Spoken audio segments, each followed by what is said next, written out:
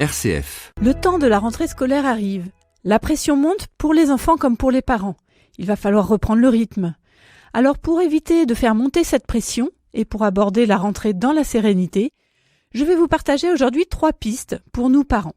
Première piste, sachons accueillir le ressenti de nos enfants avec empathie et dans le respect mutuel. Cela les aidera dans la gestion de leurs émotions. Et reconnaissons que nous n'avons pas toujours les mêmes priorités. Certaines problématiques vont nous sembler futiles alors qu'elles auront beaucoup d'importance pour notre enfant. Voici quelques exemples de phrases que nous aurions tendance à dire à un enfant. « Allez, un copain de perdu dit se retrouver. Ne sois pas timide, va parler aux autres. Arrête de faire la tête, c'est pas la fin du monde. » Avec ce type de réaction, l'enfant risque de se renfermer ou au contraire de s'emporter. Préférons des réactions du type « Je comprends que tu sois triste que ton copain ait changé d'école. On dirait que tu as peur qu'il se moque de toi, c'est ça ou pas? Tu as vraiment l'air déçu d'avoir Monsieur Dupont comme enseignant. » Accueillons ainsi les ressentis de nos enfants face à leurs appréhensions ou déceptions liées à la rentrée, sans jugement, sans reproche et sans non plus chercher de solution à leur place. Je souhaiterais également vous parler aujourd'hui des consignes, voire des ordres que nous donnons à nos enfants. Avec la rentrée et les protocoles sanitaires, les contraintes augmentent. N'enlève pas ton masque. Ne te rapproche pas trop des autres. Ne touche pas les affaires de ton camarade. Ne passe pas par ce couloir. Faites l'expérience vous-même de ces consignes négatives, c'est très compliqué. Plutôt que de dire à nos enfants ce qu'ils ne doivent pas faire, apprenons-leur ce qu'ils peuvent faire. Quand on utilise la négation, ne fais pas, l'enfant entend ce qu'il ne doit pas faire, mais ça ne lui indique pas du tout ce qu'il peut ou doit faire. Imaginez votre GPS qui vous dit « N'allez pas tout droit ». Ne prenez pas ce rond-point, ne tournez pas à gauche. Compliqué, non? En plus, le cerveau entend le mot principal. Si je vous dis « ne pensez pas à un éléphant rose », quelle image mentale avez-vous eue? Sûrement un éléphant rose. Alors transformons ces consignes en phrases affirmatives.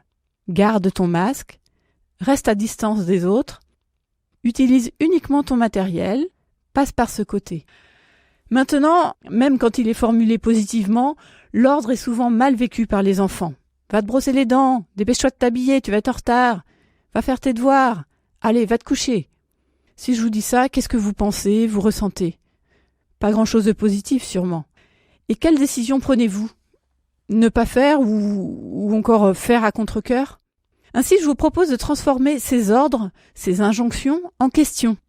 Que faut-il faire pour avoir les dents propres? Comment vas-tu faire pour être à l'heure? Tu vas t'y prendre comment pour tes devoirs aujourd'hui? À quelle heure avait-on décidé que tu irais te coucher? L'impact sur l'enfant n'est pas du tout le même, et c'est physiologique. Lorsqu'on donne un ordre, le corps peut se raidir, le cerveau résiste au message envoyé. Lorsqu'on nous pose une question de manière respectueuse, le corps se détend, le cerveau cherche une réponse au message qui lui est envoyé. L'enfant est alors plus enclin à coopérer. Les questions vont renvoyer l'enfant à sa propre responsabilité. Alors elles sont adaptées en fonction de l'âge des enfants, de leur degré d'autonomie et puis de la situation.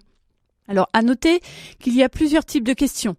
Les questions qui servent juste de rappel et renvoient l'enfant à ce qu'il sait, comme se brosser les dents après le repas.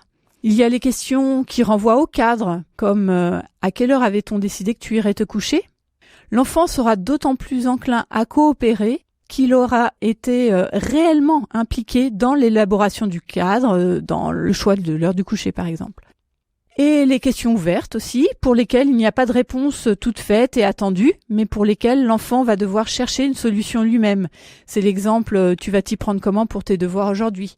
En tant que parent, il faut être prêt à accueillir une réponse qui ne sera peut-être pas la nôtre. Voici donc les 3 pistes que j'avais envie de partager avec vous, auditeurs, pour aborder la rentrée scolaire avec nos enfants dans la sérénité. Accueillir le ressenti des enfants, utiliser des phrases affirmatives pour donner des consignes et préférer les questions aux injonctions. Je vous souhaite une bonne rentrée sur les chemins de l'apprentissage.